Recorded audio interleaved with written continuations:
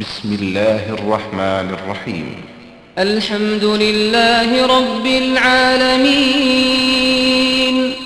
الرحمن الرحيم مالك يوم الدين بسم الله الرحمن الرحيم الحمد لله رب العالمين الرحمن الرحيم مالك يوم الدين إياك نعبد وإياك نستعين اهدنا الصراط المستقيم صراط الذين أنعمت عليهم غير المغضوب عليهم ولا الضالين.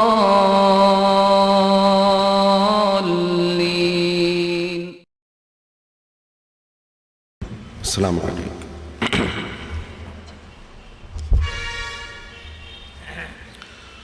أعوذ بالله من الشيطان الرجيم. بسم الله الرحمن الرحيم. الحمد لله رب العالمين. نحمده ونستعينه ونؤمن به ونتوكل عليه ونعوذ بالله من شرور أنفسنا ومن سيئات أعمالنا. من يهده الله فلا مضل له ومن يضلل فلا هادي له.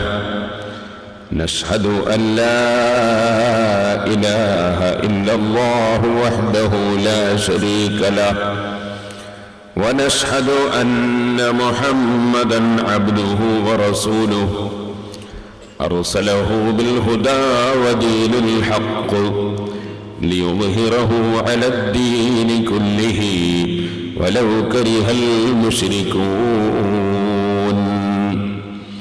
اللهم صل وسلم وبارك على رسولك وحبيبك سيدنا محمد وعلى آل وأصحاب سيدنا ومولانا محمد وعلى جميع الأنبياء والمرسلين والآل والصحابة أجمعين. أما بعد. سورة الفاتحة Maliki യൗമിദ്ദീൻ എന്ന ആയത്തിനെ ആസ്പദമാക്കി അന്ത്യദിനത്തിൻ്റെ അധിപൻ എന്നതാണ് ഇന്നത്തെ നമ്മുടെ വിഷയം. അല്ലാഹു ജല്ല ജലാലുഹു നമുക്ക് അന്ത്യദിനത്തിൽ രക്ഷപ്പെടാൻ കാരണമാകുന്ന കാര്യങ്ങൾ സംസാരിക്കാനും ഉൾക്കൊണ്ട് ജീവിക്കാനും സാധുക്കളായ നമുക്ക് അല്ലാഹു ഭാഗ്യം നൽകുമാറാകട്ടെ. അല്ലാഹു നമ്മുടെ എല്ലാ അമലുകളും അവൻ്റെ മഹ്ലായ ഫദ്ല് കൊണ്ട് സ്വീകരിക്കുമാറാകട്ടെ.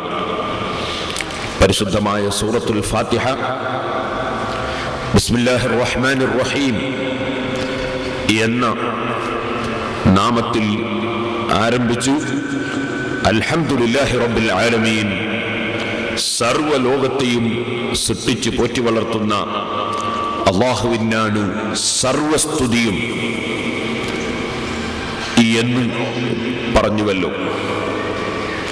അങ്ങനെ എല്ലാ സ്തുതികളും അല്ലാഹുവിനാണ് എന്ന് പറയുമ്പോൾ എന്തുകൊണ്ട് എന്ന് ഒരു ചോദ്യം, എന്താണതിന് കാരണം എന്നൊരു ചോദ്യം ഉണ്ടല്ലോ. ആ ചോദ്യത്തിന്റെ മറുപടിയായി പണ്ഡിതന്മാര് പറഞ്ഞു, മനുഷ്യന് രണ്ട് അവസ്ഥകളാണ് ഉള്ളത്. ഒന്ന് സമാധാനത്തിന്റെയും വിജയത്തിന്റെയും അവസ്ഥ, ആരോഗ്യം, ഐശ്വര്യം, അങ്ങനെ ക്ഷേമം, അതെല്ലാം സമാധാനത്തിന്റെയും വിജയത്തിന്റെയും കാര്യങ്ങളായി നാം സാധാരണയായി പറയാറ്. മറ്റൊന്ന് വേദന, വിഷമം, ദാരിദ്ര്യം തുടങ്ങിയ വെറുക്കപ്പെടുന്ന വിഷയങ്ങൾ. ഇനി നിങ്ങളൊന്ന് ചിന്തിച്ചു നോക്കൂ. സമാധാനവും വിജയവും അതിവിടെ കിട്ടാൻ അല്ലാഹു സുബ്ഹാനഹു വ തആല എവിടെ കിട്ടാനും കാരണങ്ങൾ നിശ്ചയിച്ചിട്ടുണ്ട്. ആ കാരണങ്ങളെ മുഴുവനും സൃഷ്ടിച്ചവനും ആ കാരണങ്ങളിലേക്ക് നമ്മെ കൊണ്ടുപോകുന്നവനും എല്ലാം അല്ലാഹു തന്നെ. അതുകൊണ്ട് എല്ലാ നന്മയുടെ പേരിലും സ്തുതിക്കപ്പെടേണ്ടവൻ അല്ലാഹു തന്നെ. ഒന്നുകിൽ അതുണ്ടാകുന്നത് മറ്റ് സൃഷ്ടികളിൽ നിന്ന് ആകാം. ഉദാഹരണത്തിന്, നമ്മെ ഒരാൾ ആക്രമിക്കുന്നു, അതുകൊണ്ട് നമുക്ക് വേദനയായി. നമ്മുടെ സ്വത്ത് ഒരാൾ കട്ടുകൊണ്ടുപോകുന്നു, അതുകൊണ്ട് നാം ദരിദ്രരായി. അങ്ങനെ മറ്റൊരാളിൽ നിന്ന് നമുക്ക് ഉണ്ടാകുന്ന വെറുക്കപ്പെടുന്ന വിഷയങ്ങൾ അല്ലേ. മറ്റൊന്ന്, നമുക്കുണ്ടാകുന്ന അല്ലാഹുവിങ്കൽ നിന്ന് തന്നെ ഉണ്ടാകുന്ന രോഗം തുടങ്ങിയ വിഷയങ്ങൾ. ഇങ്ങനെ രണ്ട് കാര്യങ്ങളാണല്ലോ ഉണ്ടാകുന്നത്. അപ്പൊ അൽഹംദുലില്ലാഹി റബ്ബിൽ ആലമീൻ എന്ന് പറഞ്ഞ ഉടനെ അർ-റഹ്മാനിർ റഹീം എന്ന് പറഞ്ഞുകൊണ്ട് നിങ്ങൾക്കുള്ള സമാധാനത്തിന്റെയും വിജയത്തിന്റെയും എല്ലാ കാര്യങ്ങളും സർവ അനുഗ്രഹങ്ങളും നൽകുന്നവൻ അല്ലാഹുവാണ് എന്ന് പഠിപ്പിച്ച് നിങ്ങൾക്ക് ലഭിക്കുന്ന എല്ലാ നന്മയുടെ പേരിലും സ്തുതിക്കപ്പെടേണ്ടവൻ അല്ലാഹുവാണ് എന്ന് അതിന്റെ കാരണം ബോധ്യപ്പെടുത്തി.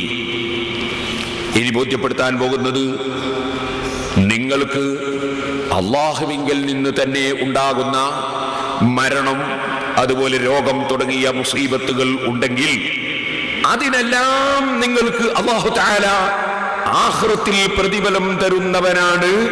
അതുകൊണ്ട് തന്നെ പ്രതിഫലം കൊടുക്കുന്ന ദിവസത്തിന്റെ ഉടമസ്ഥനാണ് അല്ലാഹു. നിങ്ങൾ വിഷമങ്ങളിലൊന്നും മനസ്സ് വേദനിക്കേണ്ടതില്ല. അതിനൊക്കെ നന്മ നിങ്ങൾക്ക് ലഭിക്കാനും നൽകാനും അതാ അന്ത്യദിനത്തിന്റെ അധിപനും ഉടമസ്ഥനുമായി അല്ലാഹു ഉണ്ട് എന്നത് അറിയിക്കുകയാണ് ഒന്ന്. മറ്റൊന്ന്, വേറെ ഏതെങ്കിലും മനുഷ്യനോ സൃഷ്ടിയോ നിങ്ങളെ ആക്രമിച്ചതിന്റെ പേരിൽ നിങ്ങൾക്ക് വേദനകളോ പ്രയാസങ്ങളോ ഉണ്ടായെങ്കിൽ അതിന് മുഴുവനും നടപടി സ്വീകരിക്കാൻ അധികാരമുള്ളവരും ഉടമസ്ഥനും അധിപനുമായ ആ രാജാവാണ് അല്ലാഹു തആല, മാലികി യൗമിദ്ദീൻ. ഇങ്ങനെ അല്ലാഹു സുബ്ഹാനഹു വ തആല അവൻ എന്തുകൊണ്ടും സ്തുതിക്കപ്പെടേണ്ടവൻ തന്നെ, സർവസ്തുതിയുടെയും അർഹൻ അവൻ തന്നെ. കാരണം ഈ ലോകത്ത് മാത്രം അല്ല, മരണത്തിന് ശേഷം പ്രതിഫലം കൊടുക്കുന്ന ദിവസത്തിന്റെയും ഉടമസ്ഥനും അധിപനും അല്ലാഹുവാണ് എന്നത് നമ്മെ പഠിപ്പിക്കുകയാണ്. അങ്ങനെ വളരെ ക്ലിയറായ ഏറ്റവും നല്ല ഘടനയിലാണ് സൂറത്തുൽ ഫാത്തിഹയുടെ ഓരോ ആയത്തുകളും അല്ലാഹു സുബ്ഹാനഹു വ തആല വെച്ചിട്ടുള്ളത്. ഇനി എന്താണ് മാലികി യൗമിദ്ദീൻ എന്ന ആ വാക്കിന്റെ സാരം, ചുരുക്കസാരം? മാലികു യൗമിൽ ബഅ്സി വൽ ജസാ, പുനർജന്മത്തിന്റെയും ഉയിർത്തെഴുന്നേൽപ്പിന്റെയും പ്രതിഫലത്തിന്റെയും ദിവസത്തിന്റെ ഉടമസ്ഥനാണ് അല്ലാഹു തആല. അങ്ങനെ ഒരു ദിവസം വേണ്ടേ? നമ്മുടെ ബുദ്ധി എന്ത് പറയുന്നു? ഈ ലോകത്ത് നമുക്ക് കാണാം, നല്ലത് ചെയ്യുന്നവർ ഉണ്ട്, നന്മ ചെയ്യുന്നവർ, തിന്മ ചെയ്യുന്നവരും ഉണ്ട്, സംശയം ഇല്ലല്ലോ. സാധുക്കളെ സഹായിക്കുന്നവർ ഉണ്ട്, സാധുക്കളെ പീഡിപ്പിക്കുന്നവർ ഉണ്ട്, നീതി കാണിക്കുന്നവർ ഉണ്ട്, അനീതി കാണിക്കുന്നവർ ഉണ്ട്, അഴിമതി നടത്തുന്നവർ ഉണ്ട്, അധ്വാനിച്ച് സേവനം ചെയ്യുന്നവർ ഉണ്ട്, അല്ലേ? അധ്വാനിച്ച് ജീവിക്കുന്നവരുണ്ട്, കട്ടെടുക്കുന്നവരും ഉണ്ട്. അങ്ങനെ ലോകത്ത് നന്മ ചെയ്യുന്നവരുണ്ട്, തിന്മ ചെയ്യുന്നവരുണ്ട്, അനുസരണമുള്ളവരുണ്ട്, എല്ലാം കൊടുത്ത പടച്ച റബ്ബിനെ അനുസരിച്ച് അവൻ അനുവദിച്ചത് മാത്രം കുടിക്കുന്നവരും തിന്നുന്നവരും ഉണ്ട്. അവന്റെ അതിർവരമ്പുകൾ ലംഘിച്ച് കിട്ടുന്നതെല്ലാം തിന്നുന്നവരും കുടിക്കുന്നവരും ഉണ്ട്. അല്ലാഹു കൊടുത്ത ശരീരവും മനസ്സും അവയവും സമ്പത്തും അള്ളാഹുവിനെ അനുസരിച്ച് അവൻ തീരുമാനിച്ചതിൽ, അവൻ കൽപ്പിച്ചതിൽ മാത്രം, അവൻ അനുവദിച്ചതിൽ മാത്രം ചെലവഴിക്കുന്നവർ ഉണ്ട്. അല്ലാഹു തആല വിരോധിച്ചതിൽ ചെലവഴിക്കുന്നവരും ഉണ്ട്. സംശയം ഇല്ലല്ലോ. അള്ളാഹുവിനോട്, അള്ളാഹു പഠിപ്പിക്കുന്ന ആശയങ്ങളോട് യോജിച്ചുകൊണ്ട് ജീവിക്കുന്നവരും വിശ്വസിക്കുന്നവരും ഉണ്ട്. അള്ളാഹുവും അവന്റെ ഹബീബായ നബി സല്ലല്ലാഹു അലൈഹി വസല്ലം തങ്ങളും പഠിപ്പിച്ചതിന് വിരുദ്ധമായ ആശയങ്ങളും ആദർശങ്ങളും വെച്ച് പുലർത്തുന്നവൻ ഉണ്ട്. ഇങ്ങനെ കക്ഷികൾ രണ്ടു തരം ഉണ്ട് എന്നതിൽ ആർക്കും സംശയം ഇല്ല. ഇനി നമ്മൾ നോക്കുക, കടുത്ത അക്രമിയായ മനുഷ്യനെ ചിലപ്പോൾ അള്ളാഹു അമേരിക്കയുടെ പ്രസിഡന്റ് ആക്കുന്നു, അതുപോലെ ലോകരാഷ്ട്രത്തിന്റെ തലവന്മാരാക്കുന്നു. യാതൊരു അക്രമവും ചെയ്യാത്ത വളരെ പാവപ്പെട്ട ഒരു മനുഷ്യൻ ദാരിദ്ര്യത്തിലും വിഷമത്തിലുമായി കുടുങ്ങി ചിലപ്പോൾ കടുത്ത ഭരണാധികാരികളുടെ അനീതിയിൽ അദ്ദേഹം പീഡിപ്പിക്കപ്പെടുന്നു. അതുപോലെ യാതൊരു തെറ്റും അങ്ങോട്ട് ചെയ്യാതെ തന്നെ മർദ്ദനങ്ങൾ ഏറ്റുവാങ്ങുന്നു ചിലർ, മറ്റു ചിലർ മർദ്ദിച്ചുകൊണ്ടേയിരിക്കുന്നു. ഇങ്ങനെ വരുന്നവർക്ക് നമ്മൾ കാണുന്നു, കടുത്ത തെറ്റ് ചെയ്യുന്ന ആളുകൾക്ക് നല്ല സാമ്പത്തിക ശേഷി, കടുത്ത തെറ്റ് ചെയ്യുന്നവന് അക്രമിക്കുന്ന നല്ല ആരോഗ്യം, കടുത്ത തെറ്റ് ചെയ്യുന്ന മനുഷ്യന് ഭൂമിയിൽ നല്ല സന്തോഷം, നല്ല വീട്, നല്ല പറമ്പ്, നല്ല ബിൽഡിംഗ്, വലിയ മുതലാളി, പണക്കാരൻ, പ്രമാണി. ചിലപ്പോൾ വളരെ നല്ല കാര്യങ്ങൾ ചെയ്യുന്ന മഹാന്മാർ വളരെ വിഷമത്തിലും രോഗത്തിലും ബുദ്ധിമുട്ടിലും ഞെരുക്കത്തിലും പ്രയാസത്തിലും ഒക്കെയായി അങ്ങനെയും കാണുന്നു. അജിബ്തു മിനർ റസ്ഖിൽ മുസീഅ ഇലാഹു ലിത്തർകി ബഅസ്സാലിഹീന ഫഖീറാ. നിങ്ങൾ നോക്കൂ,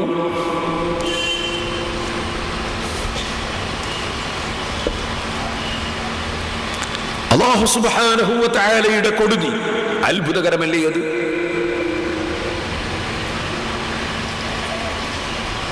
അല്ലാഹു സുബ്ഹാനഹു വ തആല പഠിപ്പിച്ച കാര്യങ്ങൾക്കെതിരെ തെറ്റ് ചെയ്യുന്നവൻ, ആ തെറ്റ് ചെയ്യുന്നവന് അല്ലാഹു സുബ്ഹാനഹു വ തആല ഭൗതികമായ ലോകത്ത് പല സ്ഥാനങ്ങളും മാനങ്ങളും ചിലപ്പോൾ കൊടുക്കുന്നു.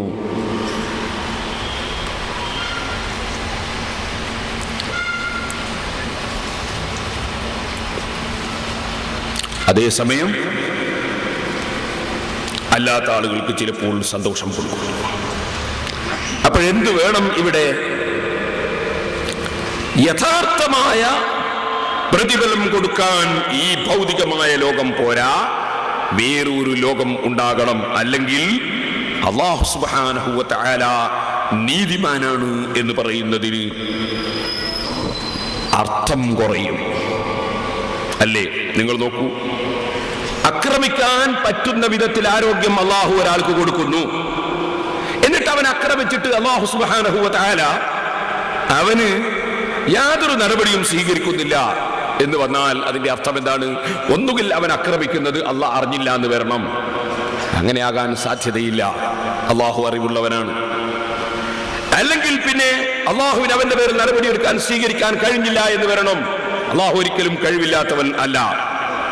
മൂന്നാമത്തത്, അള്ളാഹുവിന്റെ നടപടി സ്വീകരിക്കാൻ കഴിയും, അള്ളാഹു വിവരം അറിയും, പക്ഷേ അക്രമത്തെ അള്ളാഹു തആല അംഗീകരിച്ച് തൃപ്തിപ്പെടുന്നു എന്ന് വരണം. അതൊരിക്കലും അള്ളാഹു തആല തൃപ്തിപ്പെടുകയില്ല.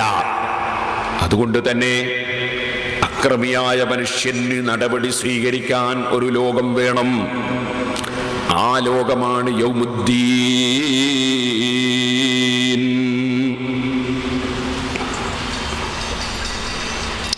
അല്ലാഹു സുബ്ഹാനഹു വ തആല, അല്ലാഹു ജല്ല ജലാലുഹു, അവൻ നടപടി സ്വീകരിക്കാൻ വേണ്ടി വെച്ചിട്ടുള്ള ലോകം, ആ ലോകമാണ് യൗമുദ്ദീൻ, യൗമുൽ ജസാ എന്ന് പറയുന്നത്. പ്രതിഫലം കൊടുക്കുന്ന ദിവസം എന്നാണ് അതിന്റെ അർത്ഥം. അല്ലാഹു സുബ്ഹാനഹു വ തആല പ്രതിഫലം കൊടുക്കുന്ന ദിവസം. ആ ദിവസത്തിൽ വിശ്വസിക്കുന്നവരാണ് മുഅ്മിനീങ്ങൾ, സത്യവിശ്വാസികൾ. അതുകൊണ്ടാണ് ആമനൂ ബില്ലാഹി വറസൂലിഹി എന്ന് പറയുന്നത് പോലെ യുഅ്മിനൂന ബില്ലാഹി വൽ യൗമിൽ ആഖിരി എന്ന് പല സ്ഥലങ്ങളിലും പരിശുദ്ധ ഖുർആനും ഹദീസും പറയുന്നത്. അങ്ങനെ ഒരു ദിവസം കൊണ്ട് വിശ്വസിക്കുന്നവരാണ് മുസ്ലിമീങ്ങൾ. ഇനി ഞാൻ നിങ്ങളോട് ചോദിക്കുന്നു, ചെറുപ്പക്കാർക്ക് വേണ്ടി ഞാൻ പറയുന്നു, ഒരു മനുഷ്യനെ കൊന്നാൽ അതിന് ഈ ഭൂമിലോകത്ത് കൊടുക്കാൻ കഴിയുന്ന ശിക്ഷ എന്താണ്? നിരപരാധിയെ വധിച്ചതിന് പകരം അദ്ദേഹത്തെ വധിക്കുക എന്നതാണ്. എന്നാൽ ഒരൊറ്റ മനുഷ്യൻ ഒരു ദിവസം 1,00,000 ആളുകളെ ഒരു വലിയ അണുബോംബ് വെച്ച് കൊന്നുകളഞ്ഞാലോ കൊടുക്കാൻ കഴിയുന്ന ശിക്ഷ പകരം കൊല്ലുക എന്നത് തന്നെയാണ്. അപ്പോൾ 99,000-ലധികം ആളുകൾ, 99,999 ആളുകളെ കൊന്നതിന് ശിക്ഷ കൊടുക്കാൻ ഈ ഭൂമിയിൽ സാധ്യമല്ല. ഈ ഭൂമിയുടെ വ്യവസ്ഥ അതിന് അനുയോജ്യമല്ല. അപ്പോൾ ഒരു മനുഷ്യനെ കൊന്നവനും 1,00,000 മനുഷ്യനെ കൊന്നവനും ഒരുപോലെ ആയിക്കൂടല്ലോ. അതുകൊണ്ട് തന്നെ ഈ ഭൂമിയുടെ പ്രകൃതിയും രൂപവും ശരിയായ രക്ഷയും ശിക്ഷയും കൊടുക്കാൻ പറ്റുന്ന വിധത്തിലുള്ള ഒരു ഘടനയല്ല. അതിനൊരു മറ്റൊരു ലോകമുണ്ടായേ പറ്റൂ.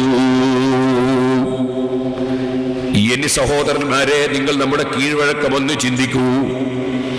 നാം ഒരു ചെറിയ കുട്ടിയായി അമ്മയുടെ വയറ്റിൽ മനുഷ്യൻ കഴിഞ്ഞുകൂടിയില്ലേ? എത്രയാണ് കഴിഞ്ഞുകൂടിയിട്ടുള്ളത്? ഒരു മനുഷ്യൻ കഴിഞ്ഞുകൂടിയത് 9 മാസവും ചില്ലറ ദിവസങ്ങളുമാണ്.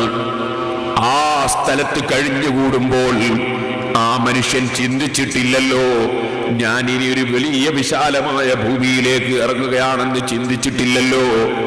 മറിച്ച് ഇവിടെ വന്നപ്പോഴല്ലേ ഈ വിശാലമായ ഭൂമിയും വിശാലമായ സ്ഥലങ്ങളും ആ മനുഷ്യൻ കാണുന്നത്. വയറ്റിൽ വെച്ചവൻ ആ വിവരം അറിഞ്ഞിട്ടില്ലല്ലോ.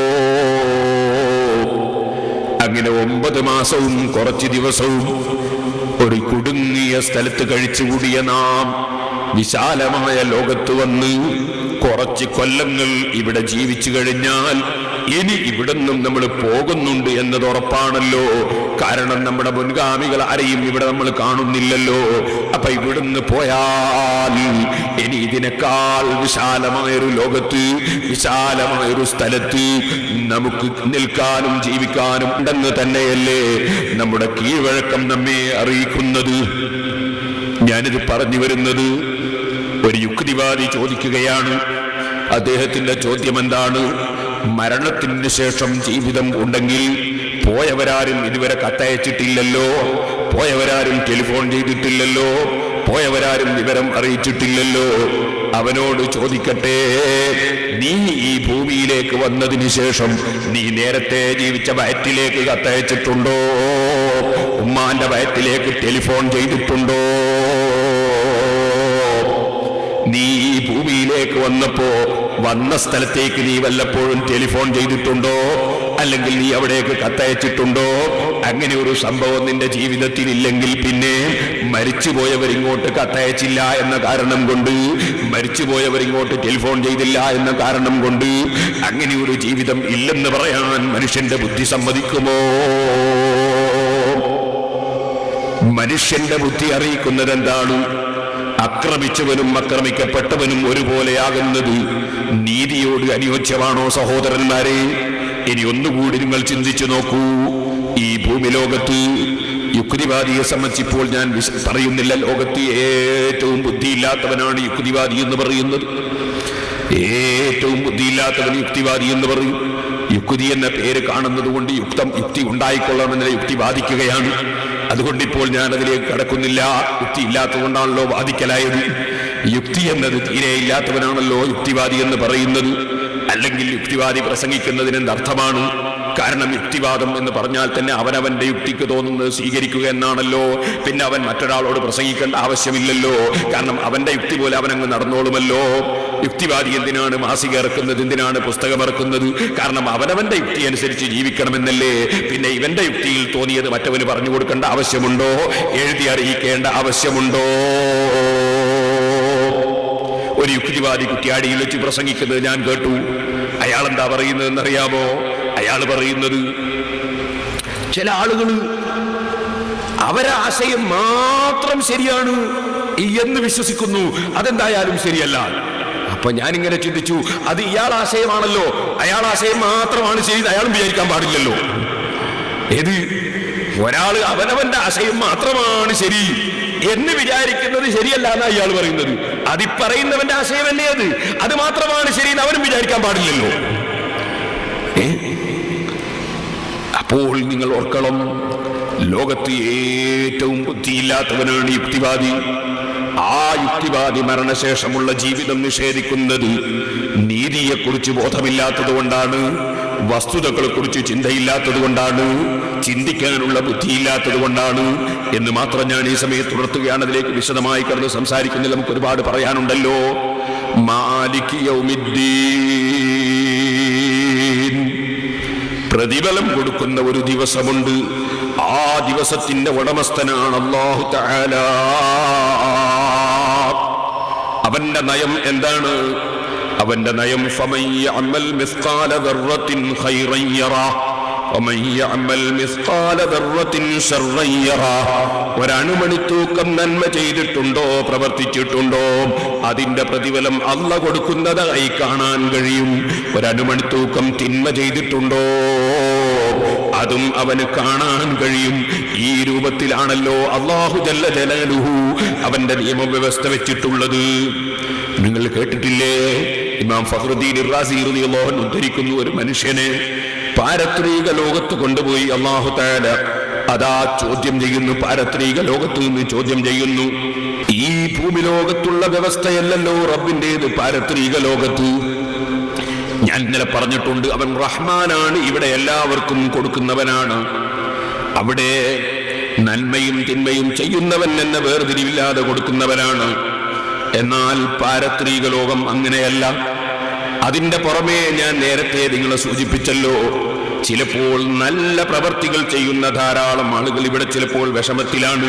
അജിബ്തു മിനർ റസ്ഖിൽ മുസീഅ ഇലാഹുഹു വലിത്തർകി ബഅസ്സാലിഹീന ഫഖീറാ. അതേ, തെറ്റ് ചെയ്തു പോയിട്ടുള്ള ആളുകൾക്ക് ഇവിടെ അല്ലാഹു ജല്ല ജലാലുഹു പലതും കൊടുക്കുകയും പലപ്പോഴും വളരെ പാവപ്പെട്ട ആളുകളായി സജ്ജനങ്ങളെ അല്ലാഹു ഒഴിച്ചിടുകയും ചെയ്യുന്നത് ഇവിടെ നാം കാണുന്നുണ്ടല്ലോ. എന്നാൽ പാരത്രിക ലോകത്തിന്റെ വ്യവസ്ഥ അങ്ങനെയല്ല. ആരെന്ത് നല്ലത് ചെയ്തിട്ടുണ്ടോ അതിന്റെ പ്രതിഫലം അവനവിടെ കാണുകയാണ്. തെറ്റ് ചെയ്തവൻ അതിനെ സംബന്ധിച്ച് അവിടെ അവൻ അനുഭവിക്കാൻ പോവുകയാണ്. ഇവിടെ നിങ്ങളൊന്ന് നോക്കുക, ഇമാം റാസി റളിയല്ലാഹു തആല അൻഹു തങ്ങൾ പറയുകയാണ്, അർഹമുർ റഹീമീനായ റബ്ബിന്റെ മുമ്പിൽ കൊണ്ടുവന്ന് ഹാജരാക്കപ്പെട്ട ഒരു വ്യക്തി, ആ വ്യക്തിയോട് അല്ലാഹു ജല്ല ജലാലുഹു അവനോട് അതാ ചോദിക്കുന്നു, നിങ്ങൾക്ക് എന്തെങ്കിലും നന്മ ചെയ്തതായി ഓർമ്മയിലുണ്ടോ? അദ്ദേഹത്തിന് ഒരു നന്മയും ചെയ്തതായി ഓർമ്മയിലില്ല. അങ്ങനെയുള്ളൊരു വ്യക്തിയാണ് റബ്ബിന്റെ അടുക്കൽ ഹാജരാക്കപ്പെട്ടത്. ഞാൻ ഒരു നന്മയും ചെയ്തതായി ഓർമ്മിക്കുന്നില്ലല്ലോ. അല്ലാഹു ജല്ല ജലാലുഹു പറയുന്നു, നിനക്കൊരമലുണ്ട്, ആ അമല് കാരണത്താൽ നിന്നെ ഞാൻ സ്വർഗത്തിൽ കടത്തുന്നു. ഇന്നലെ ഞാൻ പറഞ്ഞിട്ടുണ്ടല്ലോ, അമല് കാരണത്താൽ സ്വർഗത്തിൽ കടത്തുന്നു എന്ന് പറഞ്ഞാൽ അവകാശമല്ല, മറിച്ച് അമലിനെ അല്ലാഹു ഒരു കാരണമായി വെച്ചു കൊടുത്തിട്ട് അവന്റെ ഔദാര്യം കൊണ്ട് കടത്തുകയാണ്. അദ്ദേഹം പറയുന്നു, മാതാ അമിൽതു, അല്ലാഹുവേ ഞാൻ എന്താണ് അമൽ ചെയ്തത്? അല്ലാഹു പറയുന്നു, നിനക്ക് ഓർമ്മയില്ല, പക്ഷേ ഞാൻ ഓർമ്മ തെറ്റ് വരാത്തവനാണ്. ഞാൻ അങ്ങനെ മറന്നു പോകുന്നവനല്ല, ഞാൻ ഉറക്കമുള്ളവനല്ല. നീ ഒരു ദിവസം ഉറങ്ങിക്കിടന്നുകൊണ്ടിരിക്കുന്ന സമയത്ത് തിരിഞ്ഞും മറിഞ്ഞും ഉറക്കിൽ കിടക്കുമ്പോൾ അതിനിടക്ക് നീ അല്ലാഹ് എന്ന് പറഞ്ഞിട്ടുണ്ട്. ഉറക്കിന്റെ ഇടയിൽ പറഞ്ഞത് നീ മറന്നും പോയിട്ടുണ്ട്. പക്ഷേ അമ്മാ അന ഫലാ തഖുദ്നി സിനത്തുൻ വലാ നൗം, എനിക്ക് ഉറക്കമോ തൂങ്ങി ഉറക്കമോ ബാധിക്കുകയില്ല, ഞാനൊന്നും മറന്നു പോവുകയില്ല.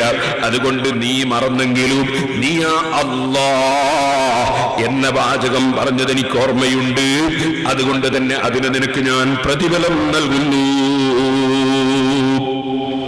മറ്റൊരു മനുഷ്യന്റെ നന്മയും തിന്മയും തൂക്കപ്പെടുന്നു. തൂക്കി നോക്കുമ്പോൾ തിന്മയാണ് കൂടുതൽ. അല്ലാഹു ജല്ല ജലാലുഹു അതാ കൽപ്പിക്കുന്നു, അതാ അവന് മുന്നിൽ വെക്കാൻ വേണ്ടി ഒരു ചെറിയ ബിത്താക്ക, ഒരു കാർഡ് കൊണ്ടുവരുന്നു. ആ കാർഡ് കൊണ്ടുവന്ന് മീസാനിൽ വെക്കുമ്പോൾ അവന്റെ നന്മയുടെ ത്രാസത വലിയ തൂക്കം കിട്ടുന്നു. നോക്കുമ്പോൾ എന്താണത്? അദ്ദേഹം ചൊല്ലിയ ലാ ഇലാഹ ഇല്ലല്ലാഹ് എന്ന ഒരൊറ്റ ദിക്റാണ് കേട്ടോ. സഹോദരന്മാരെ, അല്ലാഹു ജല്ല ജലാലുഹു ഒന്നും തന്നെ ആർക്കും നഷ്ടപ്പെടുത്തുന്നില്ല. വമാ റബ്ബുക ബിളല്ലാമിൻ ലിൽ അബീദ്. അടിമയുടെ ഒരു നിലക്കും ഒരു വിധത്തിലും ഒരക്രമവും അല്ലാഹു ചെയ്യുന്നവനല്ല. ഇനി ഞാൻ നിങ്ങളോട് പറയട്ടെ, ആ പ്രതിഫലം കൊടുക്കുന്ന ദിവസത്തെ സംബന്ധിച്ച് വിശ്വസിക്കുന്ന നാം ഏറ്റവും കൂടുതൽ ശ്രദ്ധിക്കേണ്ടത് എല്ലാ തെറ്റുകളിൽ നിന്നും ശ്രദ്ധയുള്ളവരാകണം. ഉറപ്പല്ലേ? കുടിക്കാൻ വെള്ളവും, ഭക്ഷിക്കാൻ ഭക്ഷണവും, ശ്വസിക്കാൻ ഓക്സിജനും, അതേ ആരോഗ്യവും, കണ്ണും കാതും മൂക്കും നാക്കും കാലും കൈയും എല്ലാം തന്ന രാജാവുണ്ടല്ലോ. എല്ലാം നമുക്ക് അധീനപ്പെടുത്തി തന്ന രാജാവുണ്ടല്ലോ. ആ രാജാവ് ഒരു കാര്യം കൽപ്പിച്ചിട്ട് സ്വീകരിച്ചില്ലെന്ന് പറഞ്ഞാൽ ധിക്കാരമല്ലേ, നന്ദികേടല്ലേ? അവൻ വിരോധിച്ചത് ചെയ്തു എന്ന് പറഞ്ഞാൽ നന്ദികേടല്ലേ, ധിക്കാരമല്ലേ? ഒരു വിസ തന്ന മനുഷ്യന് നന്ദികേട് കാണിച്ചാൽ നിങ്ങൾ എല്ലാവരും കുറ്റം പറയുന്നില്ലേ? നിങ്ങൾക്ക് അതാ കുറച്ച് ദിവസം നിങ്ങളെ പോറ്റി വളർത്തിയ ഒരാൾക്കെതിരെ നിങ്ങൾ നീങ്ങിയാൽ എല്ലാവരും കുറ്റം പറയുന്നില്ലേ? പഠിപ്പിച്ച ഗുരുനാഥനെതിരെ നീങ്ങിയാൽ കുറ്റം പറയുന്നില്ലേ? ബാപ്പക്കും ഉമ്മക്കും എതിരെ നീങ്ങിയാൽ കുറ്റം പറയുന്നില്ലേ? ചെലവിന് തരുന്ന ഭർത്താവിനെതിരെ നീങ്ങിയാൽ കുറ്റം പറയുന്നില്ലേ? എന്നാൽ എല്ലാം തരുന്ന രാജാവിന്റെ കൽപ്പന ധിക്കരിക്കുന്നവൻ, എല്ലാം നൽകുന്ന രാജാവ് വിരോധിച്ചത് ചെയ്യുന്നവൻ നന്ദി കെട്ടവനല്ലേ?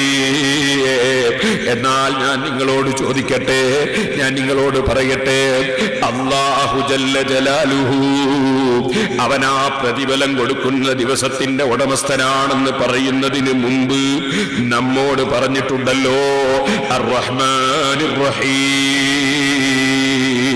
അവൻ വല്ലാത്ത വിശാലമായ കാരുണ്യമുള്ളവരും മുഅ്മിനീങ്ങൾക്ക് പ്രത്യേകം കാരുണ്യമുള്ളവനുമാണ്. അതവൻ ആവർത്തിച്ച് അവന്റെ ഖുർആനിൽ സാധുക്കളായ നമ്മൾ അമിതമായി ഭയപ്പെട്ട് പഴച്ചു പോകാതെ പടച്ചവന്റെ കാരുണ്യത്തിൽ നമ്മുടെ പ്രതീക്ഷ എപ്പോഴും ഉണ്ടാകാൻ വേണ്ടി അവനെ കാര്യം പറയുമ്പോഴൊക്കെയും അത് സൂചിപ്പിക്കുന്ന സ്വഭാവമുണ്ട്. ഹുവല്ലാഹുല്ലദീ ലാ ഇലാഹ ഇല്ലാ ഹുവ ആലിമുൽ ഗൈബി വശഹാദതി ഹുവർ റഹ്മാനുർ റഹീം. അല്ലാഹ് റഹ്മാനും റഹീമുമാണെന്ന് പറഞ്ഞ ഉടനെ അല്ലാഹ് പിന്നെ പറയുന്നു, ഹുവല്ലാഹുല്ലദീ ലാ ഇലാഹ ഇല്ലാ ഹുവൽ മലികു. അല്ലാഹു അല്ലാതെ ഇലാഹില്ല, അവൻ അൽ മലികു, അവൻ അതാ എല്ലാ രാജാക്കന്മാരുടെയും രാജാവാണ്. അവൻ എല്ലാ രാജാക്കന്മാർക്കും രാജാവാണെന്ന് പറയുന്നതിന് മുമ്പ് അവൻ റഹ്മാനും റഹീമുമാണെന്ന് പറഞ്ഞ് അവൻ വലിയ കാരുണ്യം ചെയ്യുന്നവനാണെന്ന് സൂചിപ്പിച്ചുവല്ലോ. ഇതുപോലെ മറ്റൊരു സ്ഥലത്ത് ഖുർആൻ അൽ മുൽക്കു യൗമൈദിനിൽ ഹഖ്ഖു ലിർറഹ്മാൻ, ആ ദിവസത്തിൽ ശരിയായ അധികാരം അല്ലാഹുവിനാണെന്ന് പറയുന്ന സ്ഥലത്ത് ലിർറഹ്മാൻ എന്നല്ലേ പറഞ്ഞിട്ടുള്ളത്? റഹ്മാനായ അല്ലാഹുവിനാണ്. അവൻ വിശാലമായ കാരുണ്യമുള്ളവനാണ്. റബ്ബ് അതുപോലെ മലിക്ക്, ഖുൽ അഊദു ബിറബ്ബിന്നാസ് മലിക്കിന്നാസ്, ജനങ്ങളുടെ റബ്ബ് എന്ന് പറഞ്ഞ ഉടനെ പറഞ്ഞില്ലേ, ഖുൽ അഊദു ബിറബ്ബിന്നാസ് മലിക്കിന്നാസ്, ജനങ്ങളുടെ അധിപനുമാണ് അല്ലാഹു ജല്ല ജലാലുഹു. ഇങ്ങനെ അല്ലാഹു ജല്ല ജലാലുഹു പറയുന്ന സ്ഥലത്ത് റബ്ബാണെന്ന് പറഞ്ഞിട്ട് അവൻ പോറ്റി വളർത്തുന്ന രാജാവാണെന്ന് പറഞ്ഞിട്ട് അവന്റെ കാരുണ്യത്തിലേക്ക് ആദ്യം സൂചിപ്പിച്ചതിന് ശേഷമാണ് അവൻ അധിപനാണെന്ന് നമ്മെ പഠിപ്പിക്കുന്നത്. അല്ലെങ്കിൽ അതിന്റെ ശേഷം അവൻ കാരുണ്യം ചെയ്യുന്നവനാണെന്ന് പഠിപ്പിച്ചുകൊണ്ടാണ് അവൻ അധിപനാണെന്ന് പഠിപ്പിക്കുന്നത്. എന്ന് പറഞ്ഞാൽ അല്ലാഹുവിന്റെ കാരുണ്യം പ്രതീക്ഷിക്കുന്ന പാവപ്പെട്ട അടിമകളാണ് നാം. നമുക്ക് ഏറ്റവും കാരുണ്യം ചെയ്യുന്ന രാജാവ്, ഏറ്റവും കാരുണ്യം ചെയ്യുന്ന അർഹമുർ റഹീമീൻ അല്ലാഹു തന്നെ.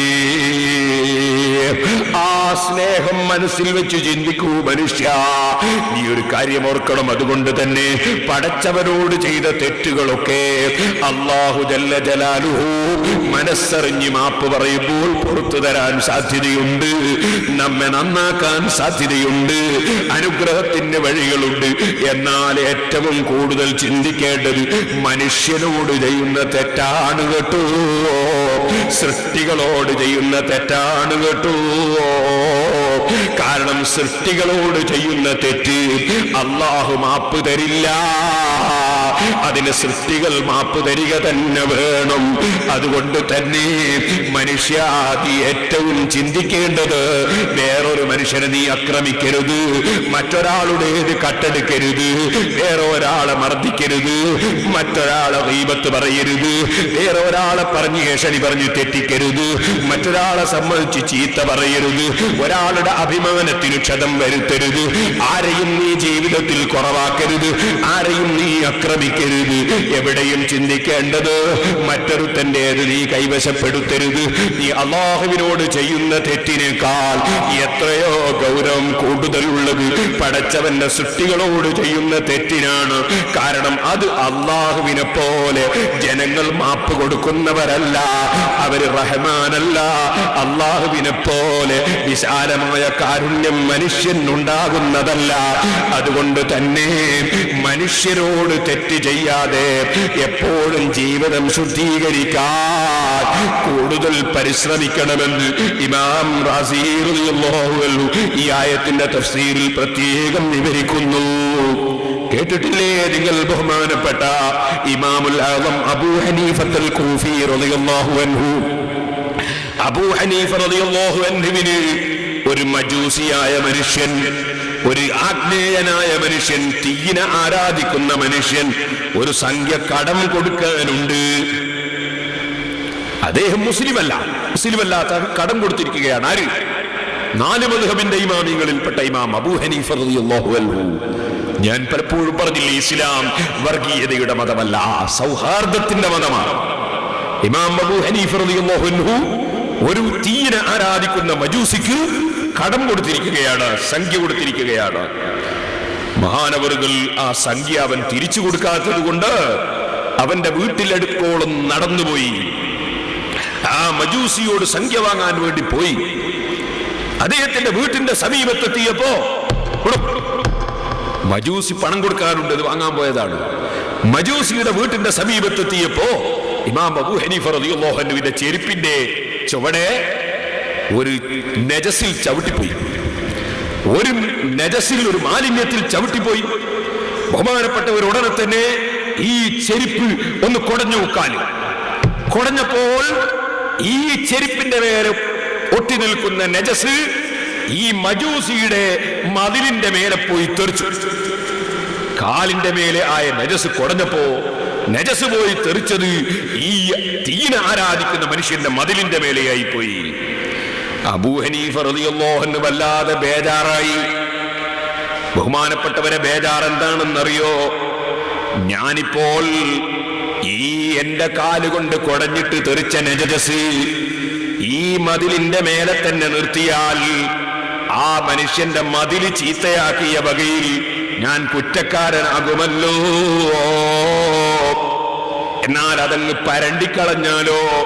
അത് പരണ്ടുന്ന സമയത്ത് അദ്ദേഹത്തിന്റെ മതിലിന്റെ പെയിന്റ് നീങ്ങിപ്പോയാൽ ഞാൻ കുറ്റക്കാരൻ തന്നെയാണല്ലോ. അബൂ ഹനീഫ റളിയല്ലാഹു അൻഹു പേടിച്ച് വിറക്കുകയാണ്. ഈമാനുള്ളവർക്ക്, അല്ലാഹുവിനെ ഭയപ്പെടുന്നവർക്ക് എന്റെ ഓരോ ചലനങ്ങളും പടച്ചവന്റെ അടുക്കൽ ചോദ്യം ചെയ്യപ്പെടുമെന്ന് ചിന്തയുള്ളവർക്ക് ചെറിയ കാര്യങ്ങളില്ല കേട്ടോ, എല്ലാം വലുതു തന്നെ. ബഹുമാനപ്പെട്ടവർ മജൂസിയുടെ വാതിലിന് പോയി മുട്ടുകയാണ്. മജൂസിയുടെ അടിമപ്പെണ്ണ്, വെള്ളാട്ടിപ്പെണ്ണ് ഇറങ്ങി വന്ന് ചോദിക്കുന്നു. അതേ വന്നപ്പോൾ അബൂ ഹനീഫ തങ്ങൾ പറയുന്നു, അബൂ ഹനീഫയുണ്ട് ഇവിടെ, ഗേറ്റിങ്കിൽ നിൽക്കുന്നു എന്ന് പറയൂ. അദ്ദേഹത്തോട് പോയി വെള്ളാട്ടിപ്പെണ്ണ് പറഞ്ഞപ്പോ മജൂസി വലിയ ബേജാറിലാണ്. കാരണം പണം കൊടുക്കാനുള്ള ആള്, കിട്ടാനുള്ള ആള് വന്നിരിക്കുകയാണ്. ഞാൻ കൊടുക്കാനുള്ളവനാണ്, എന്റെ കടം കൊടുക്കാനുള്ള മുതലാളി വന്നിരിക്കുകയാണ്, അവധി കഴിഞ്ഞു പോയതുമാണ്. വലിയ ബേജാറോടുകൂടി മജൂസി വീട്ടിൽ നിന്നിറങ്ങി അബൂ ഹനീഫ റളിയല്ലാഹു അൻഹുവിന്റെ സമീപത്തേക്ക് വരികയാണ്. അവിടെ വലിയ കള്ളനായിട്ടില്ല കേട്ടോ, അയാള് വലിയ കള്ളനാണെങ്കിൽ അയാൾ ഇവിടെ ഇല്ല എന്ന് പറയാൻ, പച്ചക്കള്ളം പറയാൻ ഈ അടിമ പെണ്ണിനോട് പറയുമായിരുന്നു. പക്ഷേ മജൂസിയാണെങ്കിലും അതേ മാന്യത കാണിച്ച മജൂസിയാണ് കേട്ടോ. ചില മനുഷ്യന്മാരില്ലേ, കടം കൊടുക്കാനുള്ള മനുഷ്യൻ വന്ന് വാതിലിന് മുട്ടിയാൽ, ബെല്ലടിച്ചാൽ ഞാനിവിടെ ഇല്ല എന്ന് പോയി മറുപടി പറയാൻ കുട്ടികളോടും പണിക്കാരോടും ഭാര്യയോടും കൽപ്പിക്കുന്ന എത്രയോ ഈമാനില്ലാത്ത മനുഷ്യന്മാരില്ലേ. എന്നാൽ ഈ മജൂസി മാന്യനാണ് കേട്ടോ. അദ്ദേഹം അങ്ങനെ തന്നെ ഇറങ്ങി ഇങ്ങോട്ട് വരുന്ന ബേജാറോടെ വരികയാണ്. അബൂ ഹനീഫ റളിയല്ലാഹു അൻഹുവിന്റെ അടുക്കൽ വന്നിട്ട് അതാ കാരണം പറയുകയാണ്. നിങ്ങളൊന്നും വിചാരിക്കരുത്, ഞാൻ ഉടൻ തന്നെ തരാം, എന്നെ പെട്ടെന്ന് കിട്ടാഞ്ഞിട്ടാണ് എന്നിങ്ങനെ കാരണം ബോധിപ്പിക്കുകയാണ്. അപ്പൊ അബൂ ഹനീഫ തങ്ങളെ മറുപടി, ഹാഹുനാ മാഹുവ ഔലാ, നിങ്ങളെ കടത്തിന്റെ അവിടെ നിൽക്കട്ടെ, അതിനേക്കാളും വലിയ സംഗതിയുണ്ട് ഇവിടെ, അതിനേക്കാൾ വലിയ കാര്യമുണ്ടിവിടെ. എന്താണ്? മജൂസി ചോദിക്കുന്നു. മജൂസിക്ക് കാണിച്ചു കൊടുക്കുന്നു, നോക്കൂ നിങ്ങള്, ഞാൻ നിങ്ങളെ വീട്ടിലേക്ക് വരുമ്പോ എന്നോട് നജസ് ചവിട്ടിപ്പോയി, ആ നജസ് ചവിട്ടിപ്പോയ ചെരുപ്പ് ഞാൻ കാല് കുടഞ്ഞപ്പോൾ നിങ്ങളെ മതിലിന്റെ മേലെ നജസ് പോയി ഒട്ടിപ്പിടിച്ചു പോയി. ഇനി അതെങ്ങനെയാണ് ഒഴിവാക്കേണ്ടതെന്ന് എനിക്ക് മനസ്സിലാകുന്നില്ല. ഇനി ശുദ്ധീകരിക്കാനുള്ള വഴി എന്താണെന്ന് അറിയുന്നില്ല. സഹോദരന്മാരെ, തൊഹൂറായ വെള്ളം കൊണ്ട് പെട്ടെന്ന് ശുദ്ധിയാകുമെന്ന് നിങ്ങൾക്കറിയില്ലേ? എന്താ പറഞ്ഞത് മനസ്സിലായോ? സ്വന്തത്തിൽ ശുദ്ധിയുള്ളതും മറ്റൊന്നിനെ ശുദ്ധിയാക്കാൻ കഴിയുന്നതുമല്ലേ തൊഹൂറായ വെള്ളം. വളഞ്ഞ വടിക്കുണ്ടോ നേരെയുള്ള നിഴലുണ്ടാകുന്നു. മുത്തനജിസായ വെള്ളം കൊണ്ട് കഴുകിയാലുണ്ടോ വൃത്തിയാകുന്നു. ആ നല്ല വെള്ളം കൊണ്ടല്ലേ കഴുകല്. ഇതെന്തിനാ പറഞ്ഞത്? ഈ മതിൽ വൃത്തിയാക്കുന്നതിനെ കുറിച്ചല്ല ഞാനീ പറഞ്ഞത്. ബഹുമാനപ്പെട്ട അബൂ ഹനീഫ റളിയല്ലാഹു അൻഹു ഇതങ്ങ് പറഞ്ഞപ്പോ എന്താ പറഞ്ഞത്? ഈ മതിൽ എങ്ങനെയാ വൃത്തിയാക്കേണ്ടതെന്ന് എനിക്ക് മനസ്സിലാകുന്നില്ല.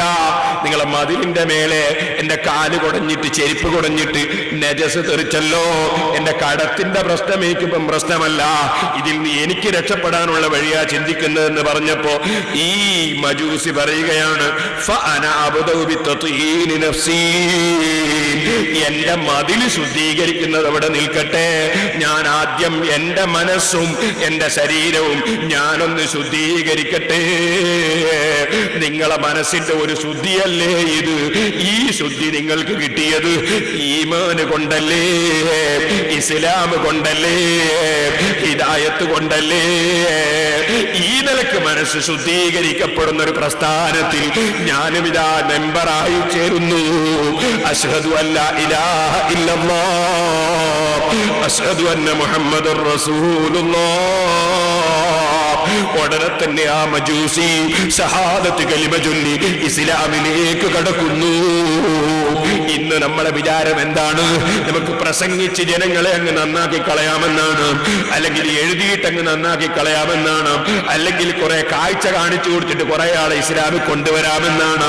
മോനെ, മനസ്സ് നന്നാക്കാതെ, ആത്മീയ ശുദ്ധിയില്ലാതെ ഈ സമൂഹത്തെ, ഒരു സമൂഹത്തെയും നന്നാക്കാൻ കഴിയില്ല കേട്ടോ. ഇതുകൊണ്ടല്ലേ നിങ്ങൾക്കറിയില്ലേ, ഇന്ത്യ രാജ്യത്ത് ഇന്ന് കോടിക്കണക്കിന് മുസ്ലിമീങ്ങളില്ലേ? എന്തുകൊണ്ടാണ് ഇസ്ലാമിലേക്ക് ജനങ്ങൾ വന്നത്? അന്ന് സമ്മേളനം കഴിച്ചിട്ടല്ലല്ലോ, യോഗം ചേർന്നിട്ടല്ലല്ലോ, പ്രസംഗിച്ചിട്ടല്ലല്ലോ, എഴുതിയിട്ടല്ലല്ലോ. അതൊന്നും വേണ്ടെന്നല്ല ഞാൻ പറയുന്നത്. എല്ലാം ചെയ്തോളൂ, സറയിൽ തെറ്റില്ലാത്തതെല്ലാം ചെയ്തോളൂ. പക്ഷേ ഏറ്റവും ഉപരി നമ്മൾ ചിന്തിക്കേണ്ടത് ആ വന്ന മനുഷ്യന്മാരുടെ ആത്മീയ ശുദ്ധിയല്ലേ, അവരെ സൽസ്വഭാവമല്ലേ, അവരുടെ നാവിന്റെ ശുദ്ധിയല്ലേ, മനസ്സിന്റെ ശുദ്ധിയല്ലേ, കൈയിന്റെയും കാലിന്റെയും ശുദ്ധിയല്ലേ? അവരൊരു ഹറാമിലേക്ക് നോക്കുന്നില്ല. അതേ, അവരൊരു ഹറാമിലേക്ക് നോക്കുന്നില്ല. ജ്യേഷ്ഠന്റെ ഭാര്യയിലേക്ക് അവർ നോക്കുന്നില്ല, അനുജന്റെ ഭാര്യയിലേക്ക് നോക്കുന്നില്ല. അതേ അതേ അതുപോലെ അതുപോലെ ഭാര്യയുടെ അനുജത്തിയുടെ മുഖത്തവർ നോക്കുന്നില്ല, ഭാര്യയുടെ ജ്യേഷ്ഠത്തിയുടെ മുഖത്തവർ നോക്കുന്നില്ല, അവരൊരാളെ ഹക്കും കൈവശപ്പെടുത്തുന്നില്ല, അവരാരും തന്നെ കള്ള് കുടിക്കുന്നില്ല, അവരാരും തന്നെ നിസ്കാരം വിട്ടുപോകുന്നില്ല, അവരാരും തന്നെ കള്ളം പറയുന്നില്ല, അവരാരും തന്നെ ഗ്രൂപ്പ് തിരിഞ്ഞ് പരസ്പരം ചീത്ത പറയുന്നില്ല, അവരാരും തന്നെ സംഘടനാ സങ്കുചിതത്വം കാണിച്ചിട്ട് ആലിമീങ്ങളെ ഗ്രൂപ്പ് തിരിച്ച് കുറ്റം പറയുന്നില്ല, തങ്ങന്മാരെ രാഷ്ട്രീയം നോക്കി കുറ്റം പറയുന്നില്ല, അവരാരും തന്നെ വലിയവരെ അവഗണിക്കുന്നില്ല, അവരാരും തന്നെ കുട്ടികളെ അവമതിക്കുന്നില്ല, അവരാരും തന്നെ ജനങ്ങൾക്കിടയിൽ ഭിന്നിപ്പുണ്ടാക്കുന്ന വാക്കുകൾ പറയുന്നില്ല, മറിച്ച് സത്യത്തിലേക്ക്, നന്മയിലേക്ക്, അതേ ആത്മീയതയിലേക്ക്, സംസ്കരണത്തിലേക്ക് അവർ ക്ഷണിക്കുമ്പോൾ തന്നെ അവരുടെ മനസ്സും പരിപൂർണമായി ശുദ്ധിയുള്ളത് തന്നെ. അല്ല പൊരുത്തപ്പെടാത്ത ഒന്നും എന്റെ കയ്യിൽ വരരുതെന്നവർക്ക് നിർബന്ധമാണ്. ആരോടെങ്കിലും എന്തെങ്കിലും ചെയ്തു പോയെങ്കിൽ അത് പൊരുത്തപ്പെടണം എന്നവർക്ക് നിർബന്ധമാണ്. അതല്ലേ മജൂസിയുടെ ചുമരിന്റെ മേലെ നജസ് തെറിച്ചപ്പോൾ ബേജാറ് തന്നെ.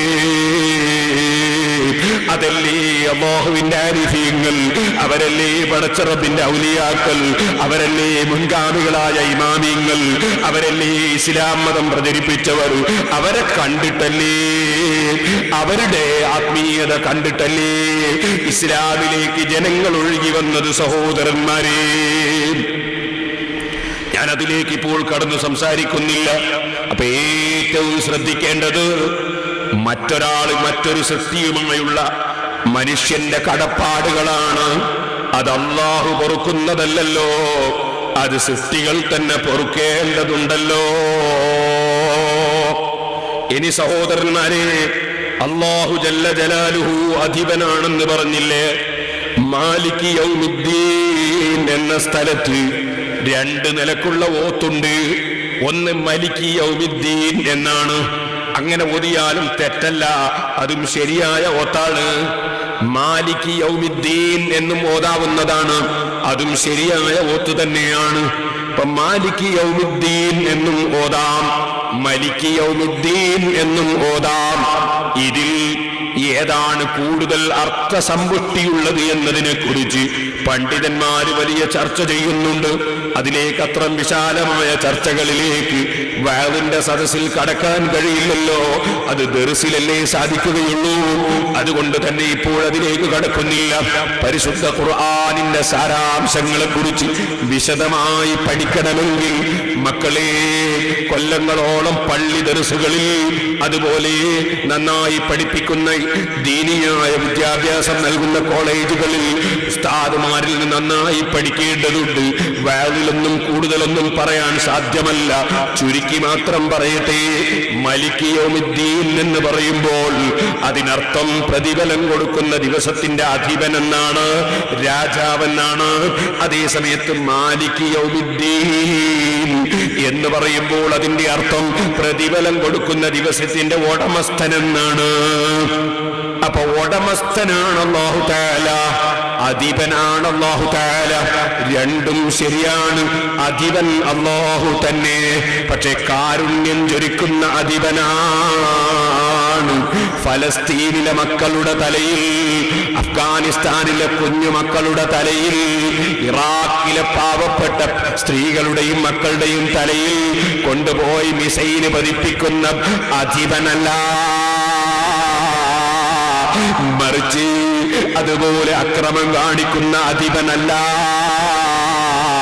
മറിച്ച് വല്ലാത്ത കാരുണ്യം ചെയ്യുന്ന അധിപനാണ് അല്ലാഹു തആല.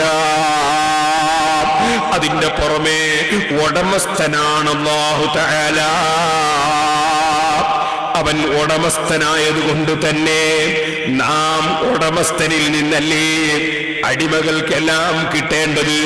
അതുകൊണ്ടെല്ലാം അവനിൽ നിന്ന് ഇവിടെയും കിട്ടണം അവിടെയും കിട്ടണമെന്ന് നമ്മൾ അവനിൽ പ്രതീക്ഷ അർപ്പിക്കുന്നു. ഉടമസ്ഥനല്ലേ കൊടുക്കുന്നവൻ.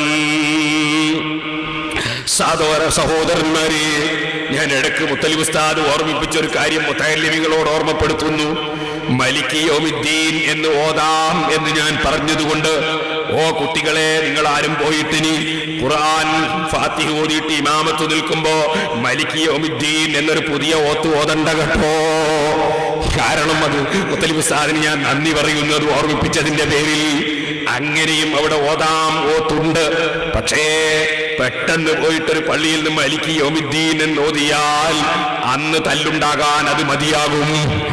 അതിന്റെ പുറമെ നാട്ടിൽ കുഴപ്പമുണ്ടാകാൻ അത് മതിയാകും. എപ്പോഴും ജനങ്ങൾക്കിടയിൽ ഭിന്നിപ്പുണ്ടാകുന്ന ഒരു പ്രവർത്തനങ്ങളും നമ്മിൽ നിന്നുണ്ടാകാൻ പാടില്ല. ഒന്ന്.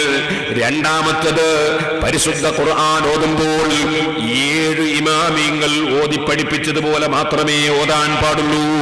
അതിൽ നമ്മളിപ്പോൾ ഖുർആൻ ഓതിക്കൊണ്ടിരിക്കുന്നത് ഹഫ്സ് റളിയല്ലാഹു അൻഹുവിന്റെ ഖിറാഅത്ത് അനുസരിച്ചാണ്.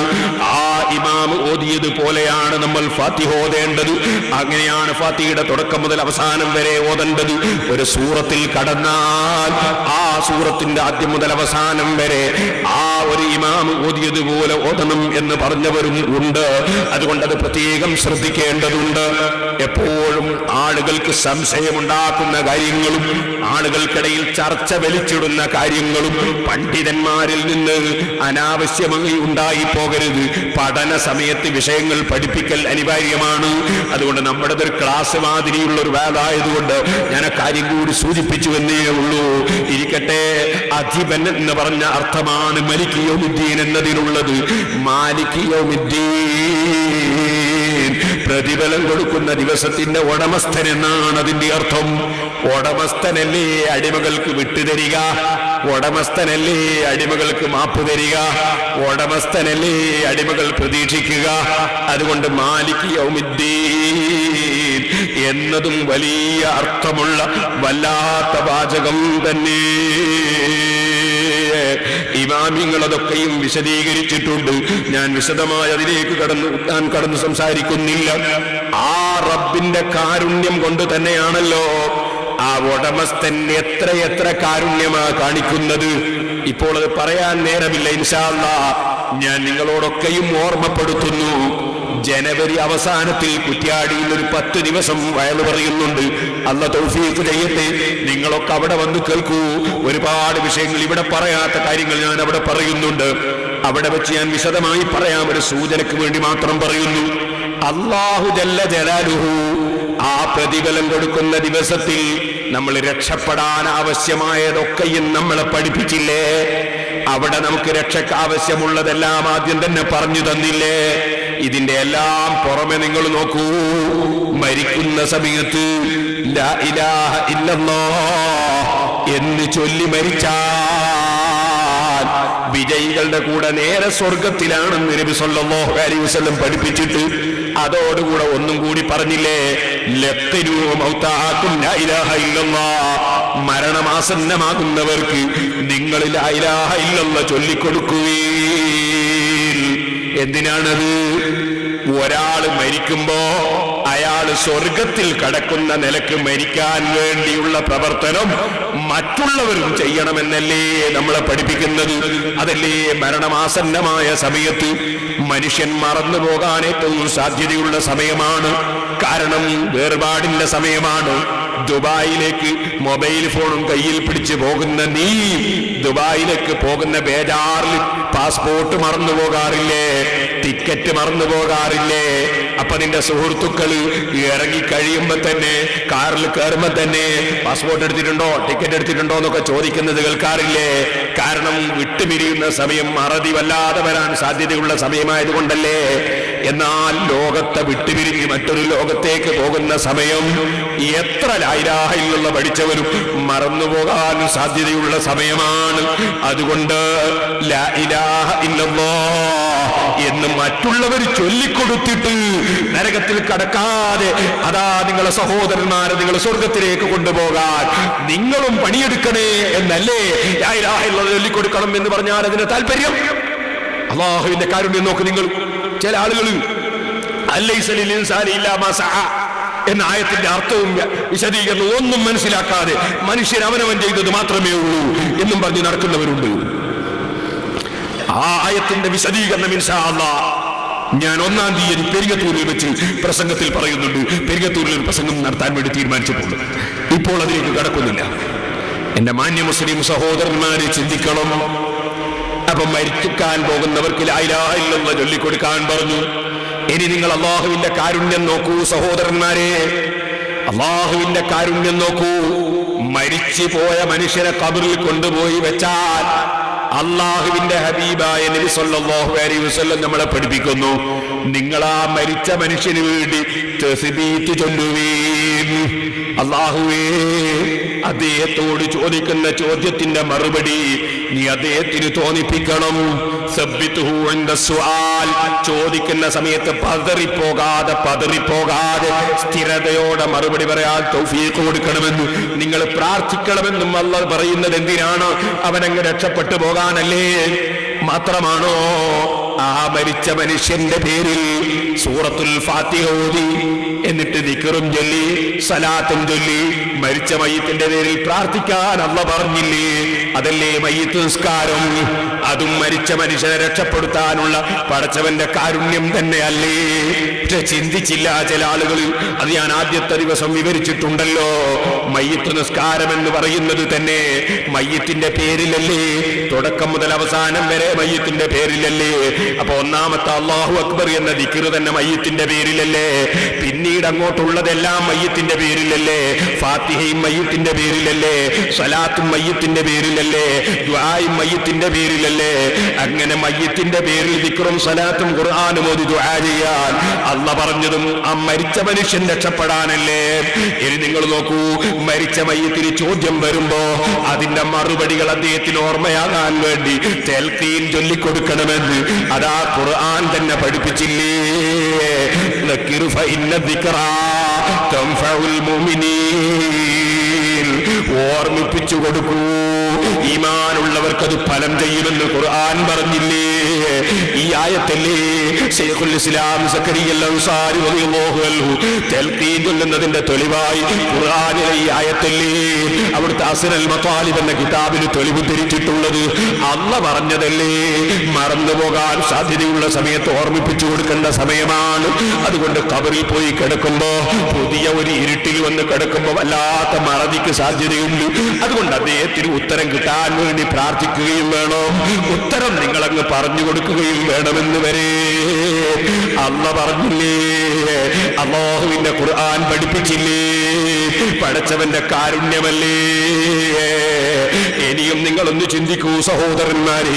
ഇനി മഹ്ശറിലോ ഇന്ന് 14,96,74,000 കിലോമീറ്റർ അകലെ ഉദിക്കുന്ന സൂര്യനുണ്ടല്ലോ, അത് വെറും ഒരു ചാട് മാത്രമോ, ഒരു മൈൽ മാത്രമോ മേലെ ഉദിപ്പിക്കപ്പെടുകയും ഒരു വിഭാഗം ചെരിപ്പടിക്കാല് വരെ വിയർപ്പിൽ മുങ്ങുകയും വേറൊരു വിഭാഗം മുട്ടുവരെ വിയർപ്പിൽ മുങ്ങുകയും മറ്റൊരു വിഭാഗം അരവരെ വിയർപ്പിൽ മുങ്ങുകയും വേറൊരു വിഭാഗം കഴുത്ത് വരെ വിയർപ്പിൽ മുങ്ങുകയും ചെയ്യുന്ന വല്ലാത്തൊരു ദിവസമുണ്ടല്ലോ. അതല്ലേ പ്രതിഫലം കൊടുക്കുന്ന യൗമുദ്ദീൻ, യൗമുൽ ഖിയാമ, പ്രതിഫലം കൊടുക്കുന്ന ദിവസമെന്ന് ഖുർആൻ പറഞ്ഞത് ആ ദിവസത്തെ കുറിച്ചല്ലേ?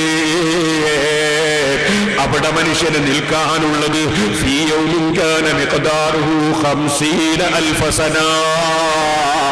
ഓ ചെറുപ്പക്കാരാ, കസ്റ്റംസിൽ ഒരു അരമണിക്കൂർ നിൽക്കുമ്പോഴേക്ക് നിനക്ക് വിഷമമായില്ലേ? പോകട്ടെ, ദുബായിൽ നിന്നും ഖത്തറിൽ നിന്നും വരുന്ന നീ വലിയ കെട്ടും പെട്ടിയുമെടുത്ത് എയർപോർട്ടിൽ വന്നിട്ട് ആ എയർപോർട്ടിൽ നിന്ന് പുറത്തിറങ്ങാൻ കഴിയാതെ നിന്റെ ലഗേജ് കിട്ടാൻ വേണ്ടി 1 മണിക്കൂർ കാത്തു നിൽക്കുമ്പോ നീ സർക്കാരിനെ കുറ്റം പറഞ്ഞില്ലേ? എയർപോർട്ട് അധികൃതരെ കുറ്റം പറഞ്ഞില്ലേ? നിനക്കവിടെ പെട്ടിക്ക് കാത്തു നിൽക്കാൻ തന്നെ സാധിക്കുന്നില്ലല്ലോ.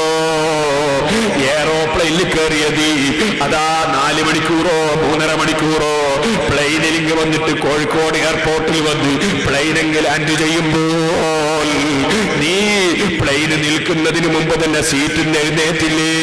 എന്നിട്ട് നീ അതാ നിന്റെ പെട്ടി തുറക്കല്ല എന്ന് വിളിച്ചു പറയേണ്ടി വന്നില്ലേ? ഇത്ര വലിയ തിരക്കുകാരനല്ലേ നീ? ഇത്ര വലിയ കാത്തു നിൽക്കാൻ പറ്റാത്തവനല്ലേ നീ? എന്നാൽ മോനെ, ഫീ യൗമിൻ കാന മിഖ്ദാറുഹു 50,000 സന, സ്വർഗത്തിൽ കടക്കുന്നവനും കാത്തു നിന്നോളണം, നരകത്തിൽ കടക്കുന്നവനും കാത്തു നിന്നോളണം. പ്രതിഫലം കൊടുക്കുന്ന ദിവസമാണ്. അതിനൊരൊറ്റ ദിവസത്തിന് 50,000 കൊല്ലത്തിന്റെ ദൈർഘ്യമാണ് കേട്ടോ.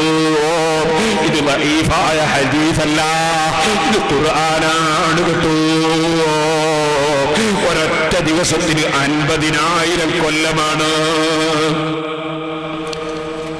ആദം അലൈഹിസ്സലാത്തു വസ്സലാം മുതൽ ഇന്ന് വരെയുള്ള കാലം കൂട്ടി നോക്കിയാൽ 50,000 കൊല്ലമുണ്ടോ? അതേ സമയത്ത് മഹ്ശറിൽ മനുഷ്യർ നിൽക്കാനുള്ള കാലം 50,000 കൊല്ലം ഒരേ